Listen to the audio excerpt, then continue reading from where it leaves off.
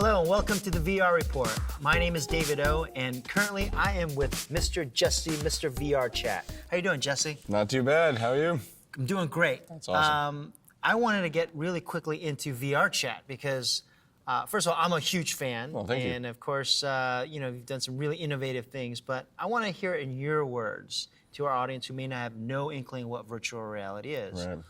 What is VRChat and why is it cool? Well, I'm glad you asked that question. Actually, I've been telling people a lot today what VRChat is. Yeah. It's a social VR platform for user-generated virtual worlds. And that sounds a little buzzwordy, but basically what it means is we give users the tools to make their own virtual reality experiences and share them with friends. So, any model that you can import into Unity, you can make your environment and explore it with other people in like 15 minutes. Or you can turn it into your avatar and come as whatever you want, and make this social VR space have the features of virtual reality that you want to see out of virtual reality. Really, I mean, the best way to say it is that it gives everybody the opportunity to build the virtual reality they want.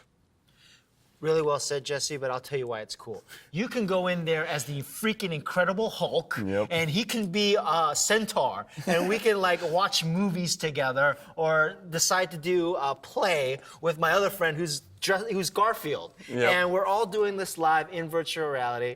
It gets a little weird, especially when you get too close. Well, personal space is a surprising thing. There's so much of human relations that translates into virtual reality that people didn't really see coming. Personal space is the first one. So you come in a new avatar, and somebody who's not really familiar with it gets right up on you. That's right. And is like checking you out and stuff like that. And checking people out in VR is actually a little weird in itself. You see the positional tracking in the head. You're like, what the hell, dude?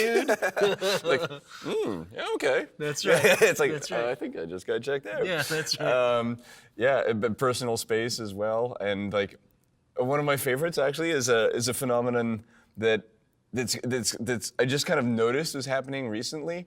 But you say something funny in VR and everyone laughs, right? But when VR started out, we have a button so that your real life doesn't intrude on the virtual environment. We have a button you hold down when you talk as our default. You can switch it to toggle if you want. But when somebody says something funny and you laugh, you're laughing alone in your office or laughing alone in your living room. And that doesn't work. The social cues are missing. So to the person who said the funny thing, he expects the laughter. And so now there's this press V to laugh phenomenon that's going on. People have conditioned themselves now that when somebody says something funny, they press the button while they laugh so that the person who said the funny thing gets the feedback. That's right. To Instantly. reward. That's cool. Yeah, that's to totally reward right. That. It almost becomes kind of like this little extra bit of dopamine. We're like, oh yeah, I am being funny right now. Yeah, that's cool. It's important to keep a casual social conversation going. Yeah, without interrupting and too many voices coming up. Yeah. But the humor, you need that to support the social situation, and the humor needs the feedback of the other people chuckling if they think it's funny, or not chuckling if they don't think it's funny. That's right.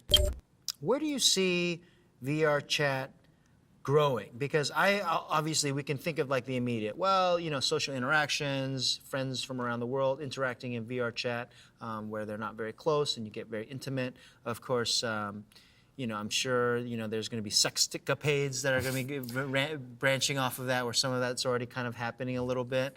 Where do you see it growing? What are some of the surprises that you experienced from this community that you built? So when we started out, we were just a social chat room. You appeared in a coffee shop, you had an avatar. It wasn't even animated in the first release, and really getting in there and talking was the core and all there was to the experience. And that was fine for a year and a half ago when we launched it. But things have changed drastically since then. Social is not an app anymore. Social is a feature, right? And so there's a few social apps out there. You've got Altspace, RiftMax, Converge, Janus, right, and us. Yeah. We're the ones that I would say are focused on the virtual reality side of thing in the exclusion of the monitor. We're focusing on putting an Oculus Rift on as the core experience. Yeah. And each of us actually has a niche. And our niche, the one you're asking about specifically, is the user-generated content.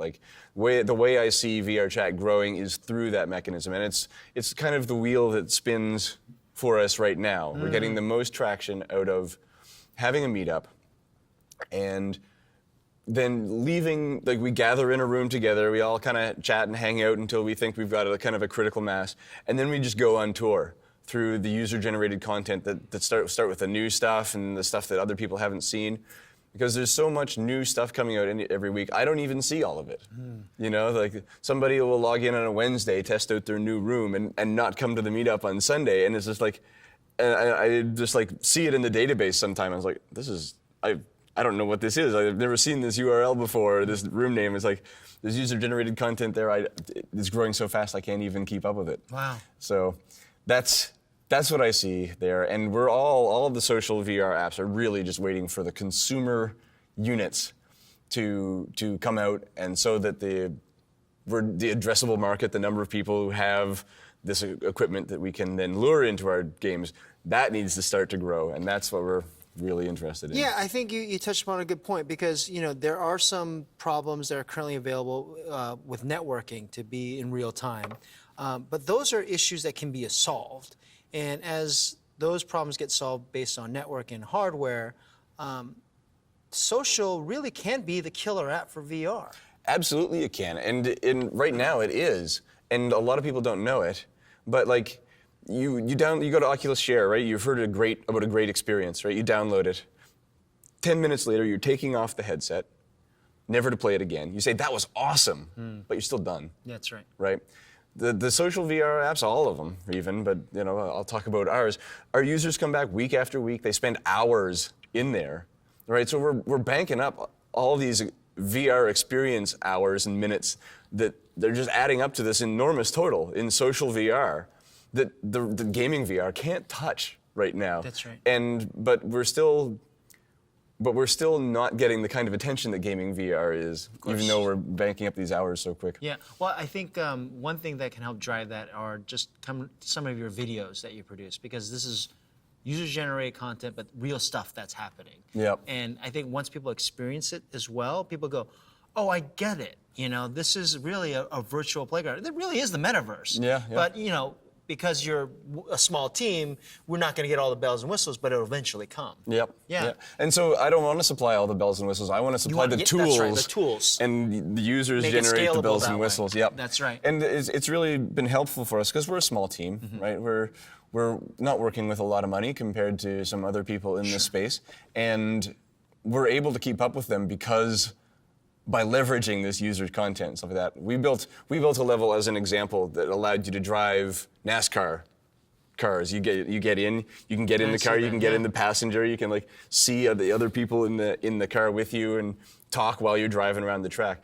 But we built that not just to be a game, but because we put all that stuff into the SDK, or the capability to do that stuff into the SDK, and we released the SDK level. for our audience is basically a plug-in that you can tie in your technology so someone can build on top. That's right, yeah. And so one of our users took that SDK and last week built a flyable hoverboard that you can get on and off. And that's exactly why we released that level. It's like, this is going to inspire someone to create more things to build upon that experience. Yeah. And so now now there's a VRChat level where you can go in and fly around on a hoverboard. It's like, and it's user generated. And he had essentially like 2 questions that he asked me, and so like a little bit of tech support, but I wrote no lines of code.